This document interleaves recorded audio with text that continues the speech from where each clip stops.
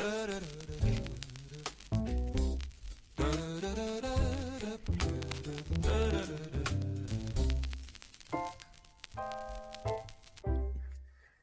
everyone, this is 8-Bit Penis at Ownership Podcast, and today we have a very special guest on the show, somebody who I've known for quite some time now, somebody who I've been very bullish on pretty much ever since I've known him, and I'll just let him introduce himself. We have Tony here from Epicentral. Just as a background and as a disclaimer, Ownership Incubator is incubating Epicentral, so we officially do endorse Epicentral and Tony in his journey. So, hey Tony, how you doing? How you feeling? Good. Thanks 8-Bit for the intro, and it's great to be on this pod with you. I've been seeing it all over my feed, and it's crazy. I'm going to be on other people's feeds now, so I'm very excited to talk about what we're going to talk about today with Epicentral. Yeah, so let's get right into it. So, Epicentral, for anybody who doesn't know, is an options trading platform, and Tony is the founder of Epicentral. So, I guess the first question that everybody has, or everybody would want to have, and would ask you is why have options not worked out in the past, and why do you think you can change it? Yeah, good question. So Epicentral is an American style institutional grade options protocol built specifically for Solana, and they've failed in the past for a lot of reasons. Options are the most important it's one of the most important derivatives in global finance. It's usually used as a risk management tool, and options have failed in the past primarily because of poor liquidity models and fragmented orders across just a giant order book. Inefficient pricing models. A lot of protocols today that exist, they all exist on other chains, but not on Solana. And even the ones that do exist focus specifically on European style options, meaning that you can't exercise the option at any given moment. And so that's what creates this illiquidity for options. And so they've never really scaled to what they are in traditional finance, just because of how complicated they can be. And I'm really excited to kind of dive deeper into what really makes an option, why someone would want to trade it, and why it's even important in the first place. Because I think right now, at least in the crypto space, perps and spot trading are very dominated in this space, and they're mature as well. They've been reiterated a million times. We've seen Jupiter with the order routing, and we've seen prop AMM firms now pop up. They're really becoming dominant in this space, but I think options are one of the most overlooked gaps across all of DeFi, across all blockchains. So there's a million and one things as to why they kind of went wrong and why others have failed. And I think the biggest one for sure that no one really thinks about is the legal clarity and regulatory clarity on creating something like this. And I think until recently, we've been seeing a little bit more leniency across all governments all over the world, specifically even the US, have kind of are okay with innovation in this part of finance. Or in this part of financial technology. So yeah. Yeah, and before we dive deeper into what options are and all the intricate details of both Epicentral and trading options on chain or not on chain, I just want to get a little bit of background about your journey.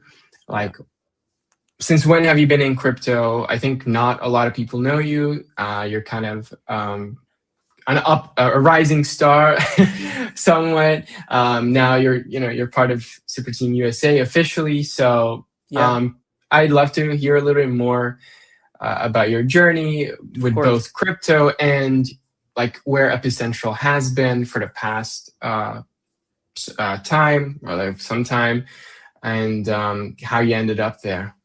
Yeah, good point. We should probably go over who I am even, right? So I've definitely been a little bit in the shadows, at least in the Solana eco. Since 2021, I've been kind of in this space, just kind of stumbled upon it. I really liked the speed of Solana back then, and it really captured me because I really liked I like how markets were structured. I think even since I was like 15 years old, I kind of became weirdly like obsessed with how markets are structured and how they work, why money flows the way it does, why certain things happen. And I just like have always been gravitated towards finance in general.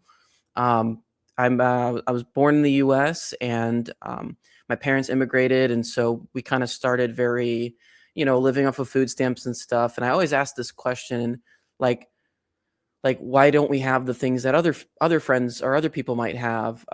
And I kind of at a very very young age, I was always questioning like why certain things are the way they are, and it kind of all came down to finance and economics with how certain things can be purchased, purchasing power, all these things. And I've kind of always leaned into it. So literally starting the moment that I had the ability to have a trading account, I just started learning, exploring, making mistakes, blowing up accounts, just learning about every piece of it as much as I could. And that's obviously took me into my career as well. So my background is traditional finance. I've worked for Charles Schwab during their TD Ameritrade merger, kind of very client service related stuff. So very entry level things. And then I move it into being a kind of like a triage analyst at Citibank.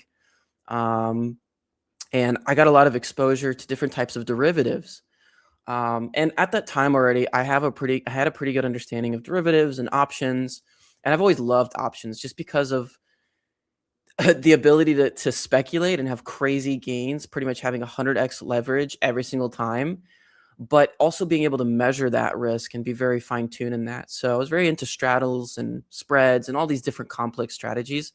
And so when I got exposed to some of these different types of derivatives that I've been seeing these really large firms, multi-million dollar, multi-billion dollar transactions, I started to see the real world application of how these derivatives are used on an institutional level. And because of my role there, I was not able to trade options the way that I used to actually like trading options outside of work, so to speak, just in my own way. I had to clear a lot of stuff, and that's what happens when you work in the finance industry. So, but they didn't have like a really strict crypto policy at the place I worked at the time, and so I naturally pivoted into crypto, and I was like, well, let me trade crypto options since that's what I'm kind of good at. To my avail, there was nothing. There was no crypto options in the way that I was familiar with. There have been other protocols kind of live-ish kind of during that time, but there wasn't anything significant enough to really call it an options platform. The layouts were all confusing, different. Too many of them were focused on one-click strategies or European-style options only, which didn't really apply to me. And then more importantly, there wasn't a way to do like multi-leg strategies as well, which is the complex stuff that I was more interested in and I really enjoyed trading, was good at. So what started as like a weird side hobby, side project from like an idea, Epicentral kind of went from that over to the company it is now, or at least the company it's trying to be, and be the pioneer in DeFi options. I chose Solana specifically, one, because I was already exposed to that, but two, it just made the most sense. I mean, options are very complicated. There's a lot of moving parts. And we need a blockchain that's fast, right? It needs to be efficient, and it needs to be fast, it needs to be scalable. And if we want to compete with exchanges like the Nasdaq or the New York Stock Exchange or European or Asian markets, we need to have a really fast blockchain. Ethereum's not going to cut it, Bitcoin's not going to cut it, right? And the only one that was programmable, composable enough that could put the Black-Scholes model on chain, make it modular. It's Solana. Solana was the one. So that's kind of what my background is, and I still work in finance today as my day job, but spending every ounce of my body during and outside of work to work on Epicentral, treating it effectively as like my second time job, and that's something that's been a burning passion of mine for the last few years, actually. So it's great to be cracking at something so difficult, and it makes sense why others have failed. It's very complicated. It can get very complicated in the weeds. So, but I'll stop there. Okay, so you in the beginning, you already mentioned why options have failed. With other other options platforms, I wouldn't say maybe they haven't failed, but they haven't picked up as much traction as other derivatives like perps. So I'd love to hear a little bit more about not just what others have done wrong, but what Epicentral is doing, in a differently. How are you guys in different than all the other platforms? And yeah, definitely. That's a good question. So as I previously mentioned, and when I say options have failed, doesn't mean that they've completely failed. It's just that they're not scalable. You have to think about this. So I'm going to assume that people listening have heard of options at least once. If you're not familiar with what options are exactly, a quick rundown of it is it's the original prediction market in finance. People buy options to speculate on prices, hedge against overexposed risk, like portfolios and impermanent loss in this case. And people also trade options to generate income. So you could sell short sell options to receive the income or the premium from those options as well. So there's those three main points of why someone would even trade options. They're asymmetrical, meaning that they're not linear when it comes to payoff. Each option has its own payoff. And because of that, you can you'll know exactly what you would get and how much you're risking up front if you're buying an option or selling an option. But with perps, and you're getting 100x leverage as well. But with perps, you're kind of one way or the other. And if it goes south on you, you're liquidated instantly. With options, though, you have time. It's kind of like a third dimension. There's a lot of other pieces that kind of involve it, like the volatility and all these other pieces too. But what makes Epicentral different from previous option protocols is that we're focusing on more efficient order routing through option pools. So creating one liquidity surface for market makers to be able to be filled and for buyers to be filled and close orders instantly. This way, there's no need for a club style limit order book, needing a seller and a buyer to have to match at the right price to get filled, which is what previous protocols have done. Here, we're focusing on what's called option pools or pooled liquidity fulfillment. And this way, market makers and buyers are instantly met together. But how does that actually work if there's different prices? Well, the way Epicentral does this is through what I call the Solana Options Standard. It's a standardized way to price, settle, and trade options on Solana's architecture, with on-chain settlement and calculation being done with the Black-Scholes model and Oracle verification. This is all happening on chain. So the price of an option, no longer does anyone have to sit there and calculate it. It's already calculated for you at the mathematical fair value of that option, given the variables, expiration date, strike price, volatility, risk-free rate, things of that nature. And here, since they're already priced, all we got to do is open or close the position. And once a market maker creates a position, the buyer can come in there and buy it. And each option strike has its own option pool. So there's a liquidity surface at every single strike price, at every single expiration date. And we're not fragmenting liquidity across just a certain price with a certain strike, with a certain expiration date, with a certain asset. It's way too fragmented. And that's why options have primarily failed to scale. It's impossible to fill that order. I mean, what are the odds, 8-bit, that I decide to sell a Solana $92 call option expiring 2 days from now, right? That's a very specific thing. And if a buyer wanted to come in and buy that, well, one, they'd have to really search for it. And then two, it's like, what are the chances of that actually happening? I would need to have really deep liquidity on this asset to even make this possible. One other thing that we also do that's different from any other protocol, and this is something I really take pride in, and that is I've created a leveraged option writing mechanism.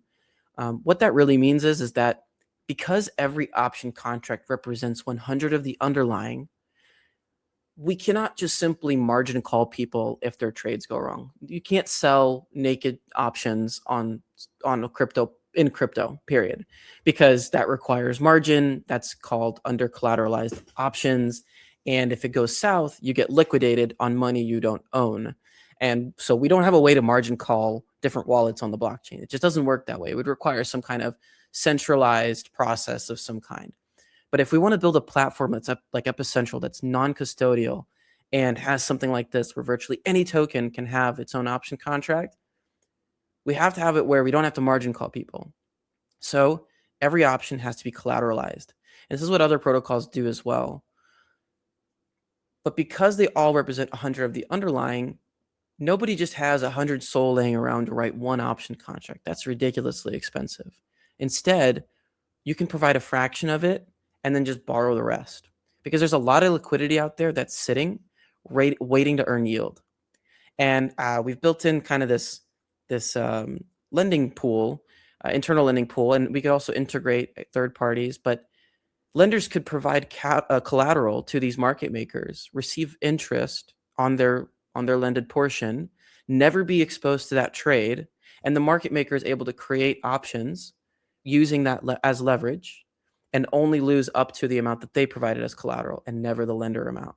And because of that, it's a lot more capital efficient to create these markets for options. No longer are you required to have 100 of the underlying. Maybe you only need 10, right? If we're doing 10x leverage or something. So that's what I'm really happy about, really excited. And I'm kind of surprised nobody decided to take a crack at that, because it seems like the easiest solution. But I'll leave it at that. And that's kind of what we're doing, largely different than any other protocol. And I think that's why this is going to work even better, especially now that we're doing this on Solana. It's already fast, already composable. So, yeah. Yeah, I find it very interesting that I think it's Derive, the options platform that has its own chain. Is that the one? Yeah. So close. Yeah, they span across multiple chains, but yeah, Derive is a really big one. Yeah. And I think one issue that I see with these extremely multi-chain or app chain level options things, or centralized exchange options or stuff like that, is that it's not very composable with the rest of the ecosystem, if there is even an ecosystem there. So I'm wondering, how will Epicentral compose with, like, do you have any ideas, any dreams of how you would imagine options not just being a trading instrument, but something that you could use across DeFi as a composable asset? Yeah, that's a good point, and I agree. So I think Derive and some of these other exchanges, and like Deribit's a really big one, just recently got purchased by Coinbase for $2.9 billion, just because they are pulling in so much volume through the derivatives part of the world there. But it's a centralized exchange, same with Derive. Derive is, well, they're decentralized to some extent, but still. The Solana Options Standard, which is something that I've kind of coined, is it tokenizes option contracts. So virtually any token on Solana can any tokenized asset. I mean, it could literally be a tokenized RWA of some kind, can have its own option chain as long as it exists on Solana virtually. And the Solana Option Standard makes it where every option contract is tokenized. So, and we can do them in fractional versions as well. So you can really fine tune that risk as well. And we can use that, I could see it being used down the road as maybe as collateral for something, or maybe someone wants to kind of trade that between different wallets. Maybe they want to transfer positions.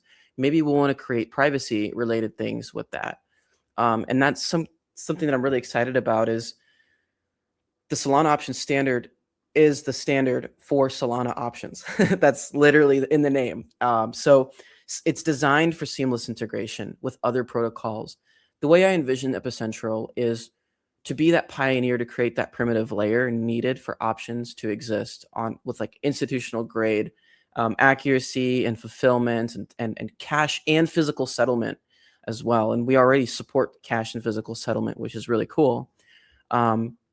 Multi-collateral, cross-margin, whatever. And because it's designed for that integration, we can integrate things like privacy or integrate it into another perp exchange like Jupiter or Camino or any of these like vault protocols. We can essentially be the epicenter for options on Solana, quite literally. So I'm really grateful for how Solana is designed to be the way it is, because this also opens the door for what I like to call exotic derivatives or exotic options. Not to get confused with any other protocol names out there named like that, but exotic is a term that I like to use because there are assets like Bonk that have a billion zeros in front of it, metaphorically speaking. And, maybe there is a way to design a specific type of option for specific assets that have these large decimal places, or another type of asset. And because everything lives on chain, the standard can be manipulated. Let's say if someone decides to integrate something, it can be manipulated to create new types of derivatives as well. So what I really like about this is that new types of derivatives means new products. And when we're building stuff on Solana or building a new product in general, having something new to work with in this regard is very net positive for the entire ecosystem. So that's what I envision Epicentral as, is kind of being the epicenter for options and exotic derivatives as well in the future, and kind of letting people build off on top of that as well. The funny way I like to put it is be the Jupiter of options, essentially, in this case. So yeah, I hope that answers your question. Yeah, it definitely does. It definitely does. And I'm also kind of wondering, how are you planning to onboard people? Because, one of the problems are, well, sort of the problem and the advantage of options is that they're pretty complicated to some extent. And so the educational part of options is something that I think is missing in crypto by a lot. Most people have heard about it, as you've mentioned, but they don't exactly know what it is or how to take advantage. So my question would be, how do you think regular people can take advantage of options? Should they even be thinking about taking advantage of options? And how do you close that gap in education of everyone to finally participate?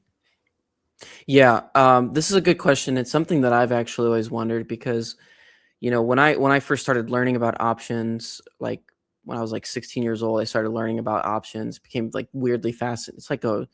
It's a strange, weird obsession. I was really interested in options and how they worked. What helped me learn was actually trading them myself and just going with the flow to just take a jab at it and see what happens. Right now, Epicentral is live on Devnet, and I want to keep Devnet available for paper trading for new users, because I think the best way to learn something is just by doing it, right? Whether it's hands-on, and being there in that moment and experiencing it, having that kind of exposure and understanding how it works just at your own hands is a huge, I think that does more than what me sitting here telling you what options are can do. The onboarding process for options is definitely not for the faint-hearted. I would say options in general have been dominated by institutions for a very long time. It wasn't until 2020, kind of during this COVID period, where options have become more popularized, especially in traditional finance. And I would say one really good example of what's captured this retail attention is platforms like Robinhood, which, for those that don't know, Robinhood is a brokerage firm or brokerage platform to trade stock, options, and crypto, New York Stock Exchange, and things like that. And they had a really good approach to how they want to display the user interface to some of this retail, to these retail traders and investors. And I think the UI is one of the most important things when it comes to options in general, because there are so many moving parts, like, as I've mentioned, the strike, the expiration date, the risk-free rate, all the different Greeks associated with how an option is priced. Like, it's overwhelming. It's insanely overwhelming. And I think having more of like an advanced pro version for those who are familiar with them is nice to have, but also creating something a little bit more streamlined for our average degen out there. A good example of what's executed on this really flawlessly is something like prediction markets. Prediction markets in general are kind of like, it's like yes or no, right? It's very straight to the point. It's yes or no. Will it happen? And will it happen by this time? We have to approach options in a similar way, because options, like I said, are the original prediction markets of finance. So if we approach that, but also keep the other variables and the other parameters that make an option, I think it's going to blow things out of the water, because now you're mixing smart money finance with something that's borderline gambling and you're meshing it together, and you're kind of like making like a smart gamble, as I like to put it, a smart prediction. I don't know if that's the right way to put it, but that's how I would phrase it. So education is a big deal as well. I think having a resource available to those who want to learn more and dive deeper. I wouldn't want to force it upon anybody, but I think creating some sort of educational content is going to be a huge benefit in this space. And it is something I intend to do as well as we kind of build out and scale the team. I want to focus on education. I love teaching people about this stuff. I could talk for hours about what options are and how they work. But the big difference here is that there's virtually no educational resource across crypto options, across all blockchains. It's really just kind of just stock options only. And a lot of it is translatable.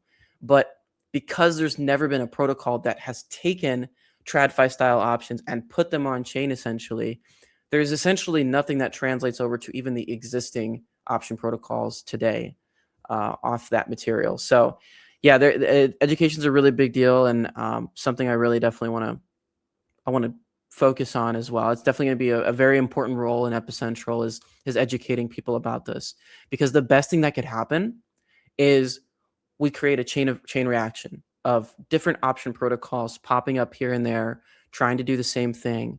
The best thing that we could do at Epicentral long term is pave that road and educate others about it, so that the next person behind us want to build something more unique or whatever can do so, and others would be already familiar with it. So yeah. I think one thing that I've noticed recently is more and more like simpler options popping up, like the ones in Hyperliquid, binary options, Mhm. and options built on prediction markets. Do you see that as something that sort of will onboard people to options, or are they a competitor to Epicentral? How do you think about that? Those types of products relative to yours. Yeah, I think options actually have, or excuse me, I think that prediction markets have paved that road for it. It kind of opened the perfect gateway into transitioning over to just trading regular, traditional styled options. I want to make something very clear. Binary options are not the same as traditional options. It's an option. You can buy yes or no. It has expiration dates, right? It's got all these things, but it's a yes or no. It's a binary. It's 1 and 0. Traditional options have a lot more variables to it, such as volatility, risk-free rate of the underlying asset, strike prices, and all that specific parameters. And you might think, well, why would I even want to do that? Why would I even want to go to something more complicated than it has to be? Well, I'm telling you right now, it's not complicated because it's not complicated because it wants to be complicated. It's complicated because there's different ways to capitalize off of those options versus just ones and zeros, right? Just binary options. So um, I guess if I could, maybe you could rephrase the question or ask it one more time. But the point I'm making here is that binary options have paved the way and has proven retail demand that these types of derivatives, there is an interest for them, that there is a product market fit for this. We're seeing prediction markets everywhere. And I can't help but sit here and wonder, well, options, I mean, this is literally an option pretty much. Essentially, it just has no time decay. It has there's no other parameters in it. And we're seeing different types of prediction markets pop up, and more specific to what they want to do, whether it's an aggregator or whatnot. And that's really exciting. But the same can happen here for options. Traditional options are that primitive layer. It's one of the most important risk management tools in finance. And what I like to say is, as assets become more tokenized, as funds become tokenized, as collateral becomes more tokenized, and I'm talking about in a traditional finance sense, as all of that stuff gets carried over to on-chain technology for speed of execution, 24/7 markets, these institutions, these funds are going to look for a way to hedge against overexposed risk. It's one of the most important things, being an asset manager, and just in my experience seeing it firsthand, the most important thing what options and derivatives are used for is to hedge against overexposed risk, because you're using less to cover more, essentially. It's an insurance bet. And you cannot do that with perps efficiently. You can't. You cannot risk define a perp strategy. The only defined risk you have is how much collateral you have and when you're going to get liquidated at whatever price. That's pretty much it. There's no other variables in there that can tell you, all right, well, if Solana's, volatility increases by 10%, how does that affect my hedge? Right? You can't answer that with a perp. You can't answer that with a prediction market binary option. You just can't. But with an option, you can. The Vega, that's a Greek. It's the change in volatility of that underlying asset for that specific option, and how that affects the price of that option. Every Greek defines everything for you. And these institutions look for these tools. They're going to start looking for them. And if we want Solana to be a competitive blockchain and compete with something like Hyperliquid or Arbitrum or whatever, right, or even Deribit, something more centralized, we need to have the tools available for these institutions to look at. Because I've already had a couple institutions reach out and ask, how do we integrate? How do we make this happen? They're actively looking for this. And it's no doubt that this market for options is incredibly large. I mean, I'm not even kidding when I say this, a quadrillion dollar market. It is massive. Notional volume, quadrillion dollar market. On a weekly basis, TradFi alone processes over 5-point-something trillion in notional volume. Deribit making 60 billion in weekly notional volume. Okay. Derive has pulled in less than 1 billion in notional volume weekly. And that just shows you the gap. And Solana doesn't even have this market at all. It doesn't even capture it. It's such a big pie that I'm surprised no one's going for it. Because there's a lot of money in this pie, right? And in order to capture a big chunk of that pie, you have to have a really good product. And that's exactly what Epicentral is focusing on. I hope that paints a really good picture on why someone would even trade options and why someone would even touch binary. I think at the end of the day, we really have paved the road for this type of derivative to become more exposed to retail. Awesome. The more you talk, the more bullish I get on this, and options and Epicentral itself, because it really is. It really feels like people need a smarter way to hedge their positions, or to actually trade other than just getting liquidated on Hyperliquid every day. Yeah, I agree. I also want to mention one thing as well, is options are the natural hedge against impermanent loss, which is one of the most annoying things to deal with in DeFi for liquidity providers and all these things. Like, imagine every time you face impermanent loss and your assets are starting to disperse from one another, that you buy a put option on something that's losing value right away, instantly. And because it can be fractionalized, it can be proportional to your size that you have in that liquidity pool. Someone could create that, right? The Solana Options Standard makes that possible. So there's a lot of use cases for options and crypto markets are extremely volatile, and it's the perfect tool for something like this. So yeah. We've talked about, options. We've talked about how or why options have failed so far, and why you think Epicentral is going to do it differently, or why Epicentral is different. We've also kind of hinted at what the future is going to be for Epicentral. But if you could just give us a rough roadmap, or just ideas you want to execute. Yeah, good question. So I thanks to ownership for incubating Epicentral. I really want to express my gratitude there. You guys have done tremendous help in terms of reach and really giving us the proper platform and exposure. So I anticipate that this year that we'll go live on mainnet this year for sure. I couldn't tell you specific time frame for that, but I would say more than a couple months out from now, at least from the time this podcast goes out. Because we need to have the legal clarity. I think the biggest thing is we need to have legal clarity, and we need to have the proper audits for it. And we can't do that unless we have money. So that's the truth. That's the ultimate truth there. We really can't have this exist on Solana until we have those checks. Because one, we're building a non-custodial platform, number one. We want to make sure that all of the audits are in check, right? The program's working fine. There is no backdoor, all of those things, right? The next thing is the legal clarity. And we're already seeing that with the CFTC and the SEC and the crypto roundtables that they host. We're really seeing their leniency and their open-mindedness to innovative financial technology. If I had the opportunity to sit down with the SEC or the CFTC today and they were in this call, I would say, all right, how do we do this? How can we do this with your support? Because it needs to exist, right? We're tokenizing things, we're moving things on chain. How do we build the perfect infrastructure from a regulatory perspective for options to exist? We're already seeing Visa, PayPal, Western Union all use Solana's architecture to settle payments. We're going to have the same thing happen with derivatives as well. We're watching perps and prop AMMs do that already. But going down the road, we'll go to mainnet.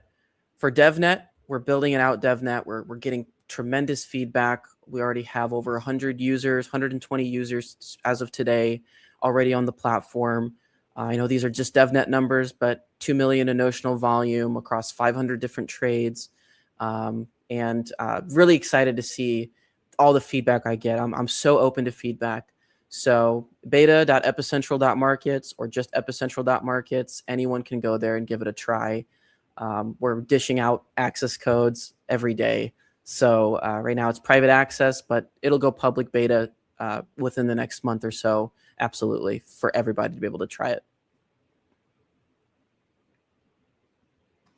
Awesome. Yeah. And I think there's one more question that I have, and I think everybody's pondering it. How will options generate revenue for Epicentral? Like, how do you plan? Are there any plans on exactly how you're going to monetize the business? Mm-hmm. Or is that, to be decided? Like, do you have any plans for that? Yeah, absolutely. I'm not really talking about projecting revenue, just revenue streams themselves, and where you would. Prediction. Obviously we can't project revenue. I really can't get those numbers right now. But what I can say is that it's very. There's a lot of fun ways we can monetize Epicentral. One being through B2B partnerships, right? I've had a couple institutions already reach out, and a couple of crypto protocols reach out, wondering, hey, how do we integrate something like this? This will be perfect for our product. I think that is one main revenue stream for sure, is the B2B integration. The Solana Options Standard, make that an SDK and let anyone be able to integrate that. That's a long-term goal, but to start out, B2B is very important. And I want to be exclusive about that because it's a very important tool. The next thing is monetizing through, obviously, transaction fees. I mean, that's the biggest thing. That's how every protocol makes its money, at least in today's age. I think what makes it difficult is that because Solana is so cheap, what this actually allows us for is increase our margins in terms of transaction fees that way. Solana is getting more and more efficient every single year in the way that it processes transactions and all these different, SIMDs that get proposed and approved. Solana is growing and scaling, and I think that it's going to become faster and cheaper as time goes on. But that increases our margins. But at the same time, we got to stay competitive. So taking transactions through buys, through sells, and through market maker liquidations are going to be some of the big sources of income. And I think the more quote unquote, I'm not going to say this from a financial perspective, but from a more passive perspective, collecting interest spread on any market maker borrows. So if a market maker is using leverage to create an option, the protocol would take a interest spread on any portion that is being borrowed. So that's more of the more passive flow for the protocol, but actionable revenue is going to be coming through definitely volume and transaction fees, 100%. Yeah. Okay, well, I think I've basically asked every single important question. Do you have anything else in mind that maybe you want to talk about just to finish this episode off? Maybe something you think we missed? Yeah, absolutely. So one thing I want to note is I just want to say thank you to ownership, the incubator, and I want to say thanks to Super Team USA as well. As being a recent join of being a member of Super Team USA, they've provided serious help, both on any pitch decks and whatnot, have connected me to the Solana Foundation, and a lot of other VCs as well. I have a lot of really fun VCs interested in what we're building, and I'm excited to see how that evolves. What I want to kind of tell the world, because given this is kind of my platform to share here, is for anyone out there that's building something new and completely innovative and something that seems difficult or it's never been done before. It has been done before, maybe it didn't work. Just keep going. Something that has gotten me to where I am today, being on this podcast or talking to VC firms 2 years ago, I never would have guessed that I'd be here. But the determination and your own personal conviction in building something, whether you're a developer, another founder, or just an entrepreneur with no technical background, just sit down and do it. I like to tell myself, if someone else could do it, why can't I? And that's my own personal motivator that I say to myself when things seem kind of difficult and I don't know how to approach it. I think Solana is the best blockchain to build on. It is extremely composable. And I think down the road, the biggest dent in history that I could do in a positive way is creating something that others can build on top of as well. So if anyone's listening, feel free to reach out to me directly. My DMs are open, and happy to talk about options or teach you about anything or have a conversation. And for any investors listening, really happy to sit down and talk more specifically on anything as well. But thank you, 8-Bit, for the platform, and very excited to see what's going to happen here in the next couple months. Yeah, man, same. I mean, I'm just excited as you are, I think. Well, Yeah. maybe not as excited as you, given you're the founder. You have no idea. Yeah. Yeah. So, and I also want to thank Tony for coming on the show today, for doing this. It's been a pleasure. I also wanted to give thanks to MetaDAO for sponsoring ownership and helping us not only start out but keep this whole media company going. And I want to give the same type of thing to Umbra Privacy. Go check out Umbra's wallet. If you're listening to this, they're an awesome team with a great mission to make crypto private again. And it's a great wallet. I recommend everybody to try it out. And again, thank you, MetaDAO. Thank you, Tony, and thank you, Umbra. And thank you to the audience for listening to this episode. I'll see you guys in the next one. Goodbye. Thanks. Bye.